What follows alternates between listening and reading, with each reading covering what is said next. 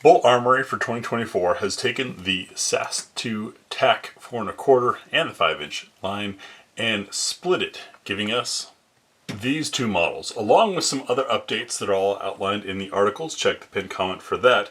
The biggest change was with this guy, they had customers saying, I freaking love it. Like me, for example, I took it to training courses. I carried it all winter long. Please don't change it. They also had customers saying, we love this thing in aluminum, but I want steel and I want a full-length dust cover. And that's where the new TAC comes from. This is now called the EDC because it's lighter weight and more apt for carry. You guys have already seen in the articles what the weight differences are and how they changed it. But most importantly is where the weight is. See, the TAC comes with some +2 base plates. They are aluminum. They don't add a ton of weight, but they do put a little bit of balance point down here. And then the biggest impact, of course, is going to be on the dust cover rather than the shorter dust cover on the aluminum. So lightweight because less material, lightweight material. We've got steel going full length, and that puts some weight out on the nose, effectively giving you that YouTuber trick of hanging a big heavy flashlight to help keep the nose down, except the gun's already that way. It only adds about 5 ounces or so, but in a very specific spot. What difference does that make for performance? Well, that's what Tia and I went to try to test out, and we'll show you those results coming up next on GB Guns. Looking at these two with them practically being identical, not exact, but the rest of the gun outside of this frame segment is essentially the same. And we did this without the dots on it to make sure things were even because the irons are the same as well. There are 3 things that I consider impacted by that weight, and that is speed on target, of course recoil control, transition speed and control, and steadiness for tight group. So we came up with a drill. I'll run into that range footage now and show you guys what we tried and what our thoughts were. Keep in mind, we're just 2 shooters. We are here at a drum with a shot timer. When the timer goes off, beginning from the low ready, we're going to swing over to this full-size Robo Torso, which is 7 yards away, and dump 6 shots. Then transition over to our C-Zone Steel out there at 25 yards for 5 ideally slow down and hit it shots. We're going to be looking at time. We're going to be looking at hits, but this is not a scoring thing. This is for both Tia and I to get an experience and a sense of the difference between running the aluminum and running steel, where one is better than the other. Because this test in swinging across that, so we've got speed control, we have transition and stability, and slowing down for a group. 3 different aspects of shooting. Drill, by the way, if you're trying to look it up on the internet, is the hey you over there, oh hell no drill. It's an official drill. It was created in 2024. I have no part in this. By the GB Guns channel. All right, let's get to it.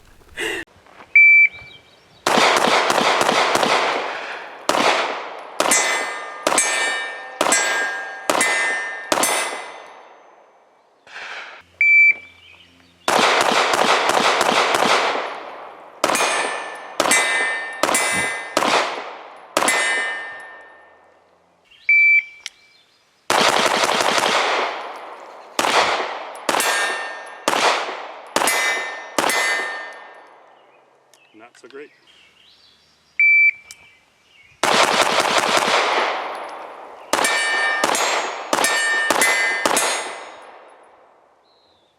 .647.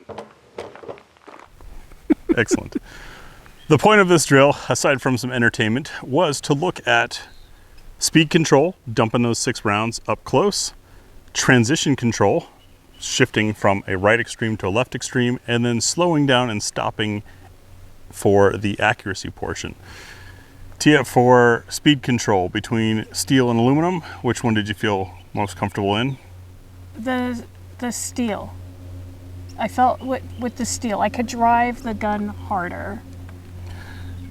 I concur with that. I felt okay with the aluminum, but I think it's because I've shot the SAS2 TAC 4 1/4 aluminum a lot, and so I have a trick of driving my thumb into the rail space on there.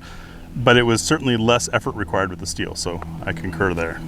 Yeah, it made my it makes me have to have a good grip because of the extra weight. So I think that's what helps me with that one. Interesting. For me, it's the opposite. It's the extra weight lets me be a little more sloppy because it just kind of feels like it's sitting in my hand, but we also have totally different surface areas to our hands. I mean, slightly. So then the second point is transitioning, swinging from this target to that target and finding your sights. That part's easy for me because I prefer to shoot slower. So when I'm shooting faster, as has been noted before, I have a flinch. And so fighting my desire to close my eyes and flinch through those fast shots is a lot more difficult for me than shooting slow. So I can actually take a breath as I'm coming over and get my target, and I just make my shots. Did one over the other, the TAC versus the EDC, transition smoother for you? Again, the TAC. The TAC? Yeah, and I think it's just because of the way it's weighted and balanced in my hand. I really appreciated that from the moment that I picked it up. To me, it felt smoother swinging across with the TAC, but I overswung and it took more to correct. The lighter EDC for me got me there, and though I was floating, which is our next point, we're not going to quite get there yet. I was floating, I was still there quicker, at least it felt. And of course, these are all nanoseconds, and this is what our memory tells us. Right. But it's like stopping a coupe versus stopping a truck for me. Yeah, I drive a fast car, so I'm used to stopping quickly. Maybe I didn't pay attention to that while I was doing it in my ability to stop. I just know that I was able to just move straight to the target and acquire my shots. Okay.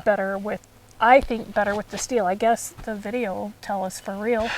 And then our last point is once we were on that small distant target, a C-zone steel, little past 25 yards, keeping it controlled for fine aiming points.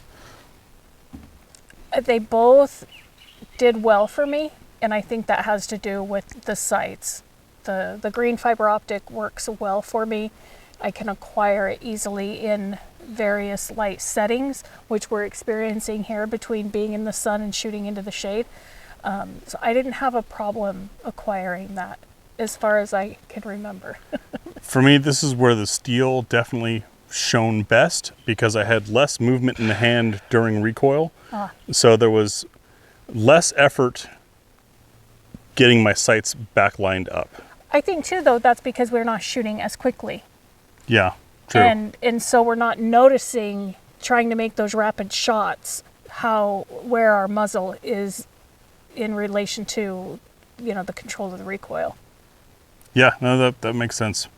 This was just an experiment. We were trying to look at the differences between the two and where they might have an advantage and where it might speak to you. I know a lot of the serious competitive shooters already have in their minds exactly what they want, no matter what, and no third party is going to tell them otherwise. However, I'm not one, though. And the last time I competed was over a decade ago. Things have changed a wee bit, folks. Yeah, I can't speak to what those were at the time. Plus, at the time when I was competing, I used the one gun that I had until I bought a second gun. And then it was the one gun that I competed with. I didn't really have the basis of knowledge. And shooting quickly is still something I struggle with. So I'm okay with this, but I really do think that these two weapons helped facilitate that greatly. Yeah, because they're practically identical aside from nose weight. Everything else that feels and runs for the shooter pretty much the same. This was a fun experiment. I'd love to hear what your thoughts are on these things, especially if you go out and try something similar yourself. And it doesn't have to be two similar guns. Just take two pistols and try, because those three aspects, speed of control, transition control, and then shooting finely control, are three things that are all independently important. Finding them all in the same gun, I think, is less likely than having a gun that maybe specializes in one over the other. Valid. Thanks for watching.